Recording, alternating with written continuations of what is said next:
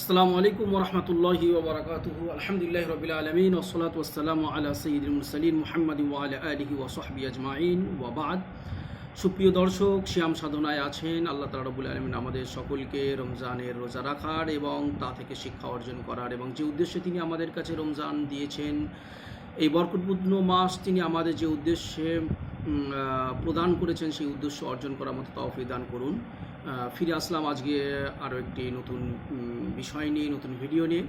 সেটা হলো কোনো ব্যক্তি যদি অন্য কোনো ব্যক্তিকে যিনি রোজা রেখেছেন এরকম কোনো ব্যক্তিকে যদি ইফতার করান, তাহলে তিনি কীরকম ধরনের ফজিলত পাবেন, কীরকম ধরনের সওয়াব পাবেন। প্রথমে একটা বিষয় ক্লিয়ার করে রাখি, সেটা হচ্ছে অনেকে মনে করে থাকেন যে বিশেষ করে সমাজের বহু জায়গায়, বিশেষ করে শহর এলাকাতে এরকম প্রচলিত আছে যে তারা নিজেরা রোজা রাখে না, কিন্তু মসজিদে ইফতার পাঠিয়ে দেয় বা কোনো একজন রোজাদারকে রোজার ইফতারের ব্যবস্থা করিয়ে দেয়। বিষয়টা হচ্ছে, এবং তারা এটা মনে করে যে হয়তো রোজা না রাখলেও রোজাদারকে ইফতার করে দিলে সওয়াবটা হয়ে যাবে, কিন্তু বিষয়টা মোটেই এরকম নয়। যদি তার বিশ্বাস এটা হয় রোজা না রাখে যদি রোজাদারকে ইফতার করিয়ে দেওয়া হয় তাহলেই আর গুনাহ হবে না বা রোজা রাখার সওয়াবটা পাওয়া যাবে, তাহলে সে অবশ্যই এটা তার জন্য হারাম কাজ হবে, কোনোভাবে এটা তার জন্য জায়েজ হবে না, মানে এই ইফতার করানোটাও তার জন্য জায়েজ হবে না। কিন্তু যদি কেউ রোজা রাখতে পারেনি কোনো কারণে, শরিয়ত যেগুলোকে জায়েজ করেছে, যেগুলো আমরা পরবর্তীতে আলোচনা করবো ইনশাল্লাহ, সেই কারণে রোজা রাখেনি, তারপরেও সে অন্য কাউকে ইফতার করাচ্ছে, তাহলে সে সওয়াব পাবে ইনশাল্লাহ। আর যে নিজেও রোজা রেখেছে এবং অন্যকে ইফতার করায়, তাহলে সে নিজে রোজা রাখার সওয়াব পাবে এবং অন্যজনকে ইফতার করানোর সওয়াবটাও ইনশাল্লাহ সে পাবে। আমরা বিরাট আলোচনা করব না, দীর্ঘ আলোচনা করব না, মাত্র দুটি হাদিস নিয়ে আমরা এখানে আলোচনা করব। আল্লাহ তাআলা আমাদের সকলকে শোনা এবং বোঝার মতো তৌফিক দান করুন এবং সেই মতো আমল করা তৌফিক দান করুন। হযরত সালমান ফারসি রাদিয়াল্লাহু তাআলা হতে বর্ণিত হয়েছে এবং রিওয়ায়াতটি ইবনে খুজাইমাতে আছে, বাইহাকিতেও আছে, আর ইবনে হিব্বানের মধ্যেও রিওয়ায়াতটি আছে, কিন্তু সেখানে রিওয়ায়াতটি একটু সংক্ষিপ্ত আছে। রিওয়ায়াতটি হচ্ছে যে রাসূলুল্লাহ সাল্লাল্লাহু আলাইহি ওয়াসাল্লাম বলেছেন, মান ফাত্তারা সাইমান কানা লাহু মাগফিরাতান লিযুনুবিহি ওয়া ইতকা রাকাবাতিহি মিনান নার। যদি কোনো ব্যক্তি কোনো রোজাদারকে ইফতার করায়, তাহলে তার সওয়াবটা এরকম হবে যে তাকে তার গুনাহ থেকে মুক্তি দেওয়া হবে এবং জাহান্নাম থেকেও তাকে মুক্তি দান করা হবে। রোজাদারের ইফতার করার ক্ষেত্রে খেয়াল রাখতে হবে যে ইফতার করানো বলতে গরিবকেই যে করাতে হবে সেরকম কোনো ব্যাপার নয়। যে কোনো রোজাদারকে ইফতার করালেই এই সওয়াবটা পাওয়া যাবে। গরিবকে ইফতার করালে তাহলে আপনি গরিবের খিদমত করার এবং গরিবকে দেখাশোনা করার সেই সওয়াবটাও তার সঙ্গে অ্যাড হিসাবে আপনি পেয়ে যাবেন, অতিরিক্ত হিসাবে পেয়ে যাবেন। কিন্তু যদি কোনো ব্যক্তি শুধুমাত্র রোজাদারকে ইফতার করে, সে গরিব হোক বা বড়লোক, তাহলে সে এই যে সওয়াবের কথাগুলো বলা হচ্ছে সেগুলো সে পাবে। কারণ কোনো রিওয়ায়াতের ভিতরে মানে এটার কায়েদ লাগানো হয়নি, শর্ত লাগানো হয়নি যে সে রোজাদারকে গরিব হতে হবে তবে এই সওয়াবটা পাওয়া যাবে। যেটাকে আম রাখা হয়েছে, মুতলাক রাখা হয়েছে, সাধারণ রাখা হয়েছে, আমরা সেগুলোকে সাধারণ রাখারই চেষ্টা করব। নিজে থেকে ব্যাখ্যা বিশ্লেষণ করে সেগুলোর ভিতরে বিভিন্ন শর্ত যোগ করে দেওয়াটা আমাদের জন্য সমীচীন হবে না। আর রিওয়ায়াতের পরবর্তী অংশটা হচ্ছে ওয়াকানা লাহু মিসলু আজরিহি মিন গায়রি আন তাকসা মিন আজরিহি শাইউন। আর যে ইফতার করালো সে সওয়াবটা, আরও একটা সওয়াব তার জন্য আছে, সেটা হচ্ছে একটা পূর্ণ রোজা রাখার সওয়াব সে পাবে। একটা পূর্ণ রোজা রাখার সওয়াব সে অতিরিক্ত হিসাবে পাবে। আর এরকম হবে না যে রোজা রেখেছিল তাকে ইফতার করেছিল মানে তার সওয়াবটা পেয়ে যাবে, এরকম নয়, বরং তাদের কারোর সওয়াবেতে কোনো কম করা হবে না। আর তখন সাহাবীদের মধ্যে অনেকে বললেন, ইয়া রাসূলুল্লাহি লাইসা লানা নাজিদু লাইসা কুল্লুনা নাজিদু মা নুফতিরু বিহি সাইম। আমাদের প্রত্যেকে এইরকম নয় যে তারা এমন কোনো খাবার তাদের কাছে থেকে থাকে যেটা দ্বারা তারা রোজাদারকে ইফতার করাবেন। অর্থাৎ সাহাবারা যেহেতু গরিব ছিলেন সেই জন্য তাদের কাছে এই প্রশ্নটা ছিল, এবং আমাদের মধ্যে অনেক গরিব আছেন।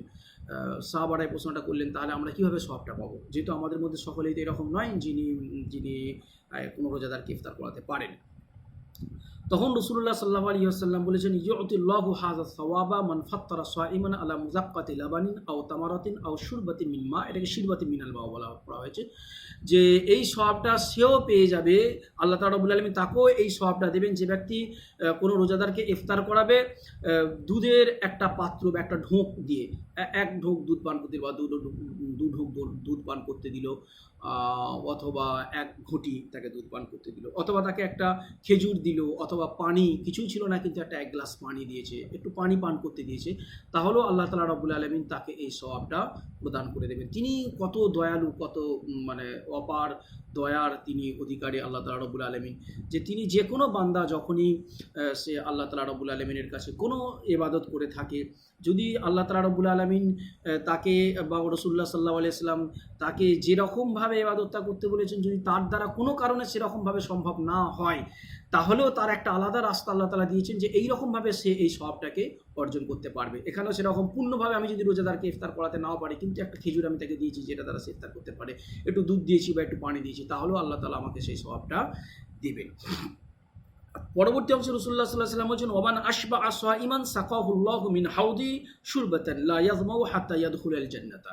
যদি কোনো ব্যক্তি কোনো রোজাদারকে পিপাসামুক্ত করে, তৃষ্ণার্ত কোনো রোজাদার আসলে তৃষ্ণার্ত হয়, তাদেরকে পিপাসামুক্ত করে, তাহলে আল্লাহ তাআলা রব্বুল আলামিন কিয়ামতের দিনে তাকে আমার হাউস থেকে, রাসূলুল্লাহ সাল্লাল্লাহু আলাইহি ওয়াসাল্লাম বলছেন আমার হাউস থেকে অর্থাৎ কাউসার থেকে তাকে পান করাবেন, এমন পান তাকে করাবেন যে সে কখনোই আর পিপাসিত হবে না, শেষ পর্যন্ত সে জান্নাতের মধ্যে প্রবেশ করবে। অর্থাৎ যদি কোনো রোজাদারকে আমি পিপাসামুক্ত করি, তৃষ্ণার্ত রোজাদারকে আমি যদি পিপাসামুক্ত করি, তার তৃষ্ণা যদি আমি নিবারণ করি, তাহলে রব্বুল আলামিন আল্লাহ তাআলা আমাকে বা আমাদের সকলকে সেই সওয়াবটা প্রদান করবেন ইনশাআল্লাহ, এবং রাসূলুল্লাহ সাল্লাল্লাহু আলাইহি ওয়াসাল্লামের হাউস থেকে আমাদেরকে পানি পান করাবেন। অন্য আরেকটি রেওয়ায়েত আছে, রাসূলুল্লাহ সাল্লাল্লাহু আলাইহি ওয়াসাল্লাম সেই রেওয়ায়েতের মধ্যে বলেছেন, এই রেওয়ায়েতের সনদের মধ্যে একটু যুফ আছে, কিন্তু এই রেওয়ায়েতটা সম্পূর্ণ গ্রহণযোগ্য জাইফ হওয়া সত্ত্বেও সেই জন্য রেওয়ায়েতটা পড়ছি। মান ফাত্তারা সাইমান ফি শাহরি রমাদানা মিন কাসবি হালালিন সাল্লাত আলাইহিল মালাইকাতু লায়ালি রমাদানা কুল্লিহা। যে কোনো ব্যক্তি যদি কোনো রোজাদারকে রমজানের মাসেতে ইফতার করায়, তাহলে ফেরেশতারা রমজানের সমস্ত রাতেতে তার জন্য দোয়া করতে থাকেন, তার জন্য মাগফিরাতের দোয়া করতে থাকেন, তার জন্য বরকতের দোয়া করতে থাকেন, রিজিকের দোয়া করতে থাকেন। ফেরেশতারা তার জন্য, মোট কথা হচ্ছে ফেরেশতারা তার জন্য দোয়া করতে থাকেন। ওয়াসাফাহু জিবরিল লাইলাতুল কদরি, আর লাইলাতুল কদরে জিবরিল তার সঙ্গে মুসাফাহা করবেন। এটা আমাদের পক্ষে বাহ্যিক দৃষ্টিতে এটা বোঝা সম্ভব নয় বা দেখা সম্ভব নয় জিবরিল আমার সঙ্গে মুসাফাহা করে গেছে আলাইহিস সালাতু ওয়াসসালাম, বরং এটা এমনভাবে হয়ে থাকে যেটা আমরা জানি না। তবে তার একটা বাহ্যিক একটা প্রকাশ আছে, বহিঃপ্রকাশ আছে, যে কীভাবে বোঝা যাবে যে জিবরিলের সঙ্গে তার মুসাফাহা ঘটেছে। রাসূলুল্লাহ সাল্লাল্লাহু আলাইহি ওয়াসাল্লাম বলেছেন, ওমান সাফাহাহু জিবরিলু আলাইহিস সালাম ইয়ারুক্কু কলবুহু ওয়া তাকফুরু দুমুউহু। যার সঙ্গে জিবরিলের মুসাফা হয়ে যায়, তার কলবটা নরম হয়ে যায় আর তার চোখের পানি বেড়ে যায়। অর্থাৎ তার কলব নরম হয়ে যায়, চোখের পানি বেড়ে যায়, তার মানেটা হচ্ছে তার কলব আর কঠোর থাকতে পারে না, যে সে গুনার পথে যাবে বা দুঃখ বেদনায় সে দুঃখিত হবে না, অন্যকে দুঃখ দিয়ে বা জুলুম করে সে দুঃখিত হবে না, এরকম হবে না, বরং তার কলব নরম হয়ে যাবে আর তার চোখের পানি ঝরতে থাকবে। অর্থাৎ সে তার কৃতকর্মের প্রতি সবসময় অনুতপ্ত থাকবে এবং দোয়া করতে থাকবে আল্লাহ যেন তাকে ক্ষমা করেন। সাহাবী বলছেন, যিনি রিওয়ায়াত বর্ণনা করেছেন, তিনি বলছেন, আমি তখন বললাম, ইয়া রাসূলুল্লাহি মাল্লাম ইয়াকুন ইনদাহু, ইয়া রাসূলুল্লাহ, যদি কারোর কাছে এরকম না থেকে থাকে যে রোজাদারকে ইফতার করাতে পারবে, এরকম যদি কোনো খাবার কারোর কাছে না থেকে থাকে, তখন রাসূলুল্লাহ সাল্লাল্লাহু আলাইহি ওয়াসাল্লাম বললেন, ফাকাবযাতু মিন তুআমিন, তো এক মুঠো খাবার দিয়ে দিলেই হবে।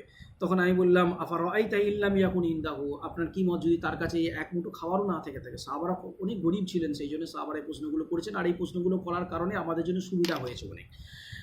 যদি, এবং এগুলো সবই আল্লাহ তাআলার পক্ষ থেকে হয়েছে।